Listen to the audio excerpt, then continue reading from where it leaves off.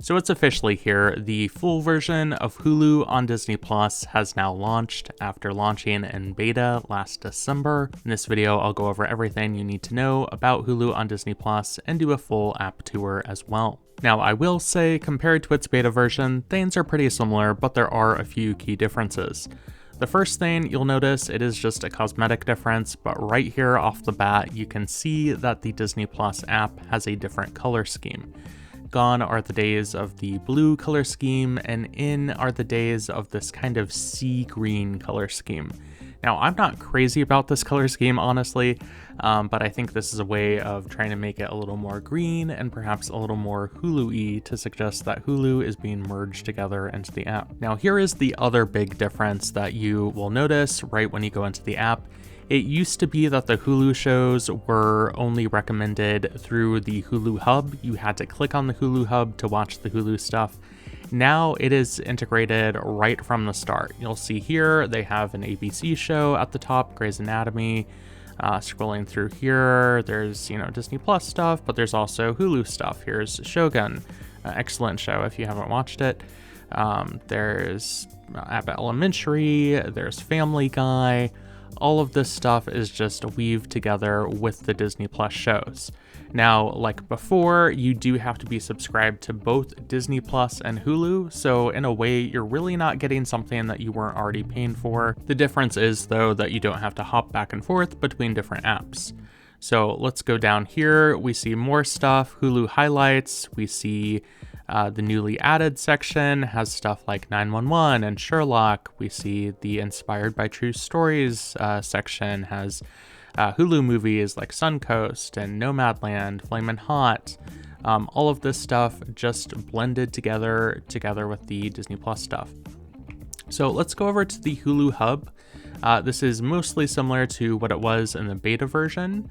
Now, one interesting little difference here I noticed right off the bat is when you go to the Studios and Networks section, there's actually fewer categories than there was with the beta version. Especially some of the non-Disney owned brands like Warner Brothers and Sony now are not included in the Studios and Networks.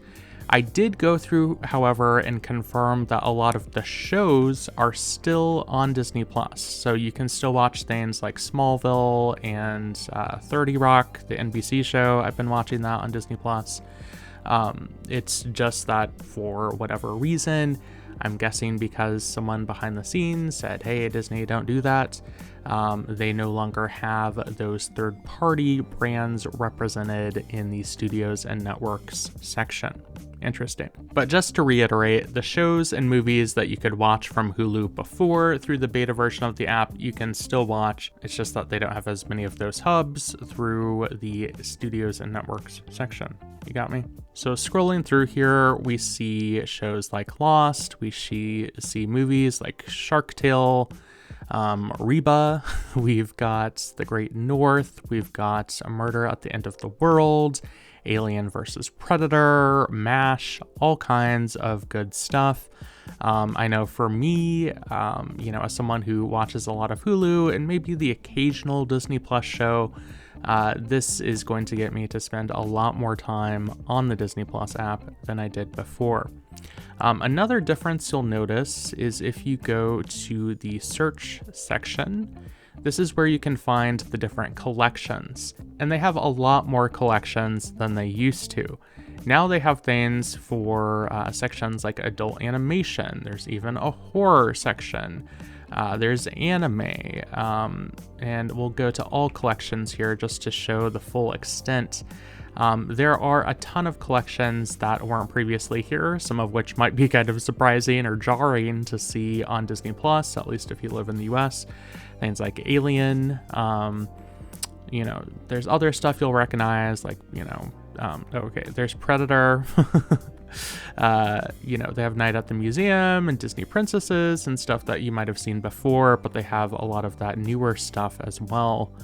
And in the genres, well, I'll just go here to horror just to show you the extent of the stuff you could watch at Disney Plus now. Of course, there's Goosebumps, which was there before because it was a Disney Plus show. But there's also things like The Menu, there's Scream, there's Ghosted, Scream Queens, The Good Doctor. I don't think it's supposed to. Is that a horror? I haven't seen that show, but I feel like that shouldn't be in here. Maybe some things that need to be worked out. But there are, a ton of different horror movies, which Hulu has always been known for. Now you can watch those Hulu horror movies on Disney Plus. So that does bring me to parental controls and kids' accounts. I got some questions about that last time. A lot of people get Disney Plus as essentially their babysitter for their kids. And just as before, you could have parental controls for all of the profiles on your account. You can still do that, and that hasn't changed.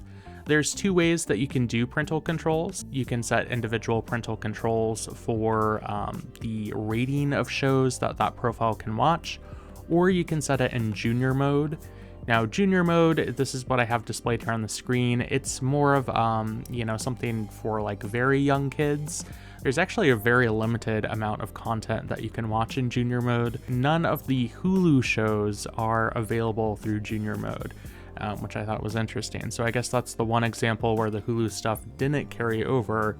Even that stuff that's rated G or TVY is not on junior mode. So sorry to the fans of Curious George. Now, one positive difference that I've noticed using the Disney Plus app now that the full version has launched is that it is a lot smoother to watch the Hulu shows than it was back when the beta version first launched in December. In particular, with the beta version, I had a lot of issues when I would get to a show and it would get to an ad break. If it was a Hulu show, the app would crash, and I ended up just going back to the Hulu app and not using the Disney Plus app. It appears, however, that they have worked out those kinks and that everything is working very smoothly. Now, on to two things that are kind of a bummer. If you are subscribed to Hulu plus Live TV, you still cannot watch those live channels through the Disney Plus app. And I don't think that's going to change. For now, if you're subscribed to Hulu plus Live TV, you still have to watch those live channels in the Hulu app. However, you can watch the on-demand content from Hulu and Disney Plus through the Disney Plus app. Another thing is that you can't transfer your watch history from Hulu or your list, or if you've saved a list of movies and TV shows and stuff like that, you can't transfer that over to Disney Plus, or vice versa either. So while it's not perfect, it is nice if you are subscribed to both Disney Plus and Hulu that you no longer have to switch back and forth between different apps. And I know for me, I'm going to be watching the Disney Plus app a whole lot more now that I'm able to watch all of that Hulu stuff through Disney Plus. But what does this mean about the future of Hulu? I have a lot of thoughts on this, which I'm going to get to in a video that I will publish this weekend. So if you want to check out all of that, make sure to subscribe to this YouTube channel and stay up to date with all things streaming. I want to thank everyone so much for watching today, and I hope you all have a good one. Bye-bye.